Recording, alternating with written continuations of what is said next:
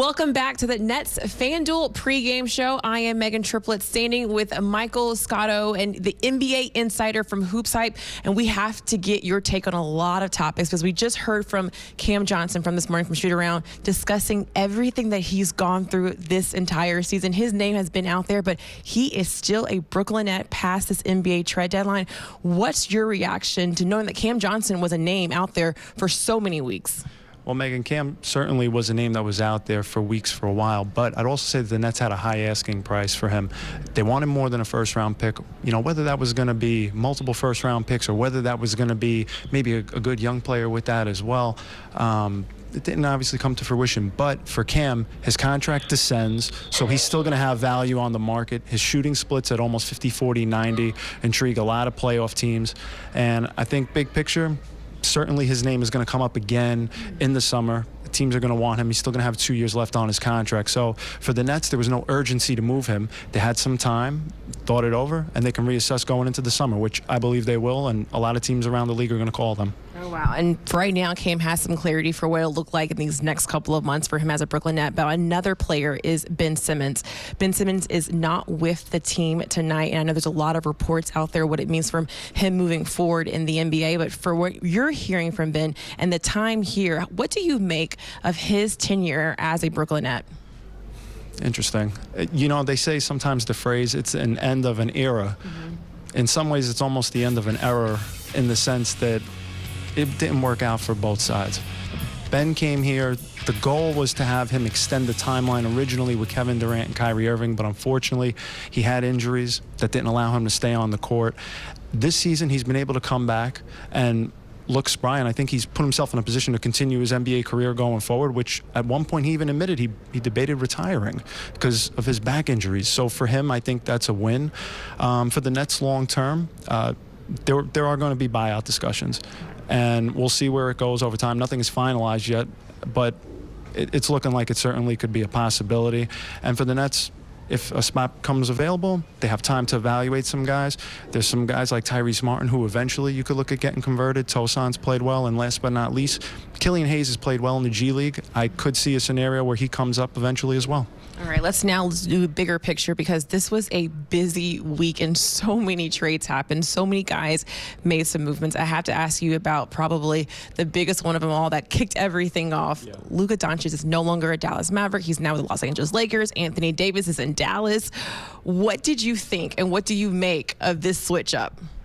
Well, I'll tell you what, when the news had first broken, I had a handful of executives on different teams hit me up, and the joke was, this has got to be a hack. Like, there's no way. It can't be, because you don't see 25-year-olds in their prime like Luka Doncic, who's been a perennial MVP candidate, a first-team All-NBA guy, get traded like that.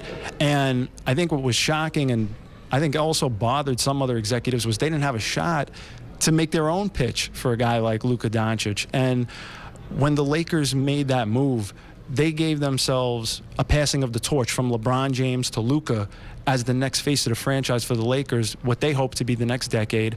And also, they were able to retain one first-round pick that they had. Teams thought that maybe Dallas would have got both of them from the Lakers, and they took one of those first-round picks and they got Mark Williams, who's a terrific young player, and now they're part of the building block for the future going forward. Without that pick, I don't think they would have got Mark Williams. So all the dominoes fell accordingly to the Lakers, who I think, in talking with executives and in my own opinion as well, I think they were the winner of the trade deadline by far.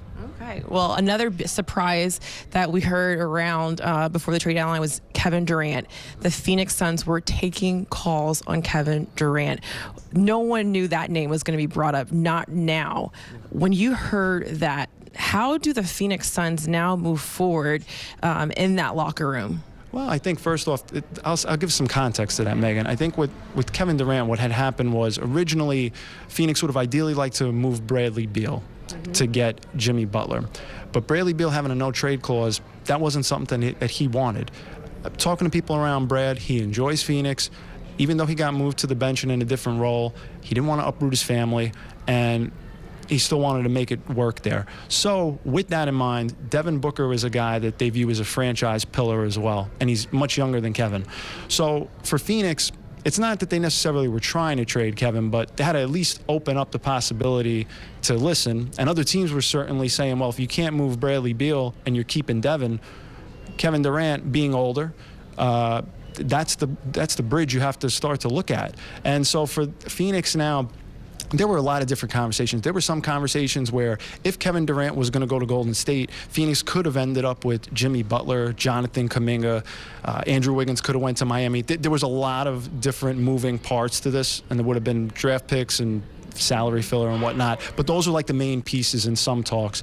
And for Phoenix now, they ended up trading Nurkic in the first, but they have to go with what they had at the beginning of the year for the most part. Nick Richards is an upgrade for them, but the biggest thing, Megan, for the Phoenix Suns is going to be the chemistry within that locker room. Once the cat's out of the bag and all the rumors get out, you got to deal with that internally. And I think that's going to be the biggest X factor in what's already been a tough season for the Phoenix Suns so far relative to their expectations. This has been such a busy time, and we're still talking about it. We're still processing it. For more information, make sure you're following Michael Scotto, because as you see, he knows all of the latest, and I'm sure there's still going to be a lot more coming out in these next few days.